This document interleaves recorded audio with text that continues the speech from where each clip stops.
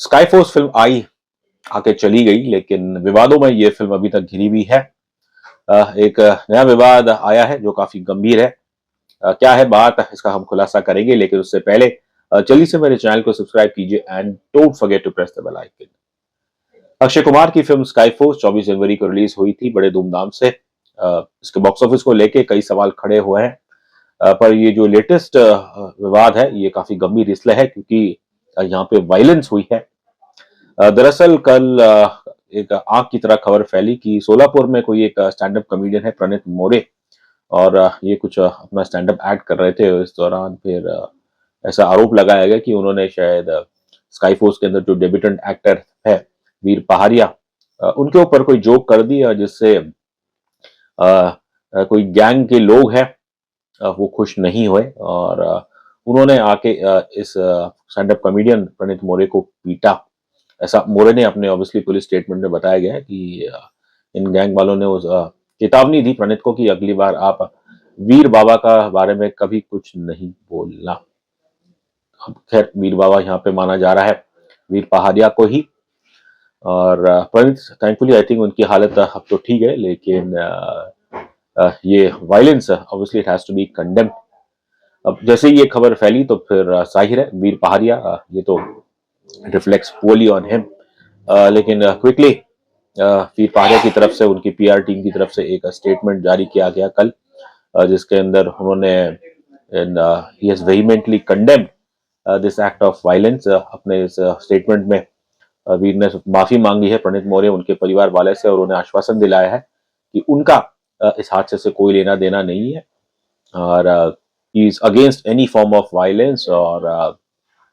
उन्होंने ये तक भी कह दिया कि अब उनके जो आलोचक हैं, क्रिटिक्स, उनके प्रति भी उन्होंने प्यार दिखाया, और वो खुद शौक है कि इस हादसे से। चलिए यहाँ पे वी पहाड़िया ने सेंसिबल चीज की, लेकिन एक अपने स्टेटमेंट में जो उन्होंने एक चीज कही वो थोड़ा मुझे अचंभित करती है कि उन्होंने कहा है कि वो खुद पर्सनली इस चीज में देखेंगे कि जो भी दोषी है they are kind of brought to justice. चलिए वीर पहाड़िया ने कह दिया कि उनका इस हमले से कोई लेना देना नहीं है, वी बिलीव हिम 100%। लेकिन आपकी तरफ से अपने स्टेटमेंट में ये कहना कि वो खुद पर्सनली देखेंगे कि यहाँ पे एक प्रॉपर जैसे इंक्वायरी हो, तो अब इसे क्या समझेगी पब्लिक है? मतलब कि आप इतने ताकतवर है कि जो दोषी है आप उन्हें सजा दिला सकते हैं, और यदि ऐसा है तो फिर जो आपकी निंदा हो रही है लोग तो फिर से वही कहेंगे कि भाई यहाँ पे आप माफी मांग रहे हो, लेकिन क्या पता आप ही ने ये गुंडे भेजे होंगे। वीर पहाड़िया की तरफ से बहुत ही ओवरऑल मेजर स्टेटमेंट आया है, बस मेरे ख्याल से जो एक लाइन थी शायद उन्हें ये कहनी नहीं चाहिए थी, and I for one 100% believe that Veer Pahari has nothing to do with this a cowardly attack on a stand-up comedian. आप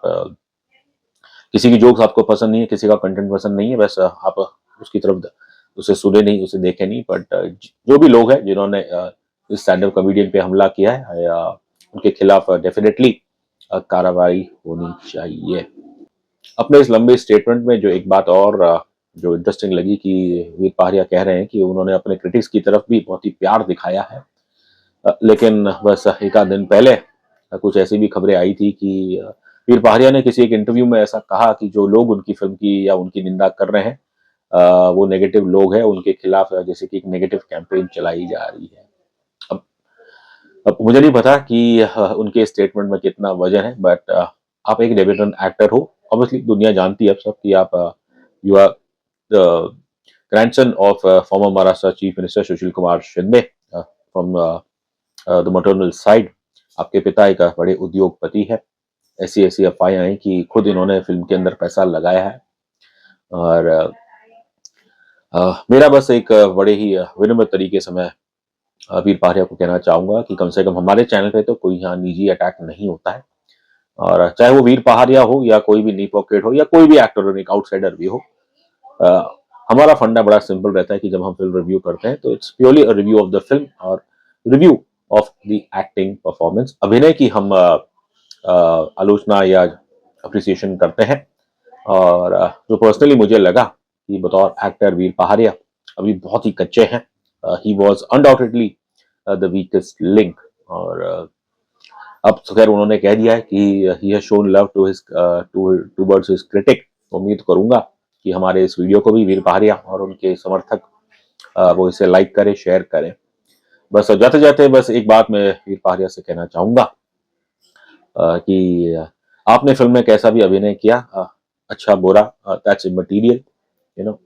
you're not the first actor who's been found wanting in their debut film और outsider insider, वो भी मेरे ख्याल से सब विकार की बातें हैं। बट पर्सनली जो एक चीज जो मुझे थोड़ी अजीब लगी वीर पहाड़िया द्वारा, देखिए ये फिल्म ऐसी है, Sky Force, it's a biopic of an unsung hero A B Devayya. अब जब आप ऐसी फिल्म से जुड़ते हैं तो बतौर actor, since you are playing this unsung hero's character, तो आपको जो कोशिश रहती है,